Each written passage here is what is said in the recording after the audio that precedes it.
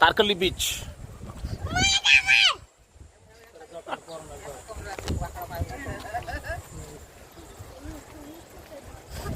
त्याला खिचू, त्याला उचल असा दिसणार नाही तो.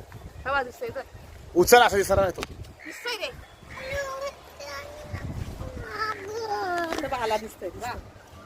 ईशान आला दे, टकला पिंडुले सगळे असंच असतात. काय ना कोण बुड चू पोरा झाली ईशान चू.